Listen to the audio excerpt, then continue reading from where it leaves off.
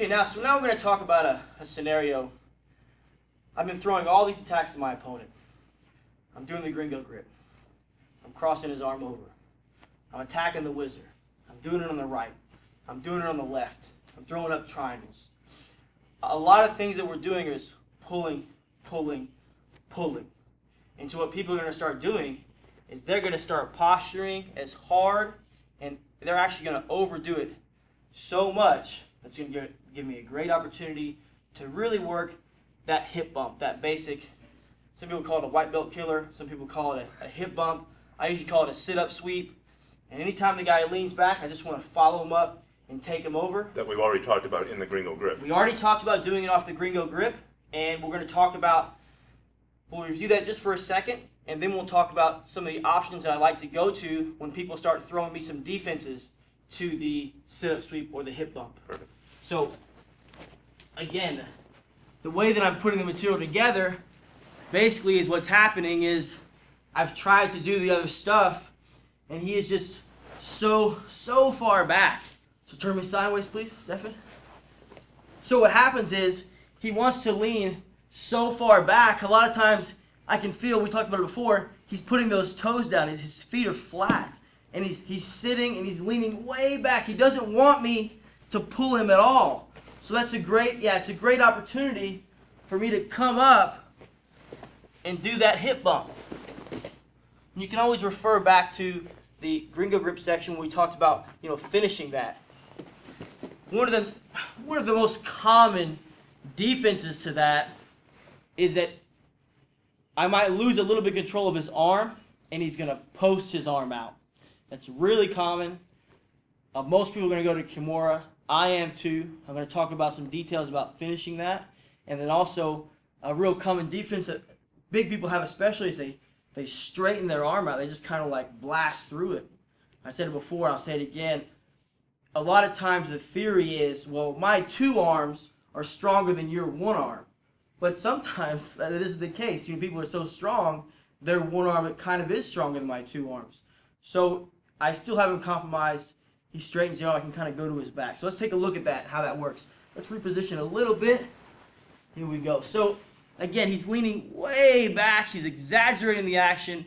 He knows that I want to pull him down. I'm going to give a little swivel here, come back the other way, and I want to bump, and he just posts that hand out. So this hand is going to hop right to his wrist. So I still have my arm over his shoulder. I'm going to hop right to his wrist. And as soon as that happens, this hand is going to feed and catch my own wrist. 1, 2, and I'm trying to put my back on the mat. Once I get here, I see a lot of people just trying to push the arm and try to finish with just their arms. That might work, but I think a better way to do it is to adjust your position and use your whole body. So when I get here, I want to move my hip out and then my shoulder. And the way that I do that is by using my legs here. I want to move my hip and then my shoulder. And then I want to move my hip and then my shoulder. And now you can see, if you can just rotate a little bit, you can see how I'm at a side angle. And again, most people will just start to turn. One little thing that I do that I think really helps me personally to finish is I actually want to stretch my legs, and I want to pull his arm almost as if I'm trying to pull his shoulder out of socket. So when I get here, I trap his arm to my body, and I want to straighten, and I want to pull almost like his arm is coming out of socket. That kind of makes the joint loose, and then when I start to turn, there's a tremendous amount of pressure. And a lot of times when I'm explaining pulling the arm out, I've worked at a Jiu-Jitsu school for a long time, and we get a variety of different colorful type of people coming in. And a lot of times I get some people that are a little bit wacky or a little bit crazy. And for some reason I get a lot of people coming in and they want to tell me they've had grappling before, but they focus more on street style self-defense. And they also can't remember who they trained with. They definitely can't remember the person who gave them their black belt that they have. They trained for 10 years, but I can't remember the guy's name. Well, what school was it at? I never really paid attention. Yeah. Okay, that makes a lot of sense. So I get that, And then a lot of those people, again, they want to tell me about how their style is more street style, and they're trying to kill people.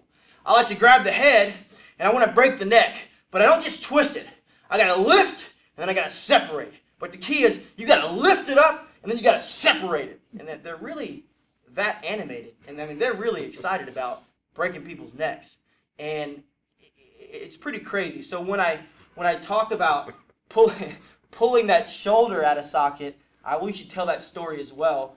And I don't know if maybe subconsciously that's why I started doing that. I wanted to lift and separate the shoulder. Maybe that's what I was doing. But no matter where I got it from, I really feel like it helps me to finish the Kimura. Lift and separate my shoulder one more time. I will.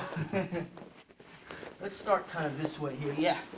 So again, he's leaning back. He's exaggerating the motion. He's really worried about me getting control of his arm. You see how those feet switch? That really helps me to do this hip bump. I'm going to move. I'm going to come up. Boom. He posts. I'm here. I'm here. I want to lock him in. There we go. Now, I'm going to move my hip, move my shoulder. Move my hip, move my shoulder. So when I move my hip, my shoulder, I get kind of perpendicular to him. I like to lock my feet. And here comes the lift and the separate. So I'm going to straighten my legs like a scissor. And now, look, I'm leaning back. It's putting pressure already. Oh, that hurts. It kind of makes the joint loose in a way. It's kind of hard to explain. But I want to pull. And now when I turn, I get a much stronger effect. Now, I want to add to that, even when I do this correctly, or maybe if I forget one detail or I'm a little bit loose on my grip or something, people still do that power out. They want to stretch out. And when that happens, because I still have a good grip, one thing that I can do is as I feel that's happening, I want to lift it over my head and I want to come right here. And then once I get here, I can very easily, I like to kind of wrap this up, and I'm not really trying to choke him. I mean, if he tapped, I mean, I wouldn't be disappointed. But usually I just like this because I can grip him easier. If I'm here, I feel like it's looser, and he can correct his arm. Yeah. So I like to use this grip, not to squeeze, but to hold. And then again, I'm going to use that riding the bike motion that we talked about in the leg bind. So I'm going to kick, kick, kick, kick, and then I'm just going to keep working behind him until I'm on his back here. Very simple. And I'm going this way and attacking the neck. Just like in the leg bind, when I try to go for his back, people will push into you or they'll turn away. And one thing that people do here is they push back into you. As you try to get on your side to climb over, they make you flat. Well, when they do that, I just put a hook in and I'm going to sweep them over. Because I have the arm trapped, so let's say I was back here, I'm just like this. I'm lifting, I'm separating, but it's not working right now. So I go here, and I'm pulling with my legs as well. I get here. So as I'm starting to move out, he really runs me back down. No problem. I'm going to move my hip a little bit this way. I have the arm trapped. I put this in. I turn him over. And now I have a great position here. I might be able to finish the choke. I may have to dismount. And I want to squeeze. And I finish.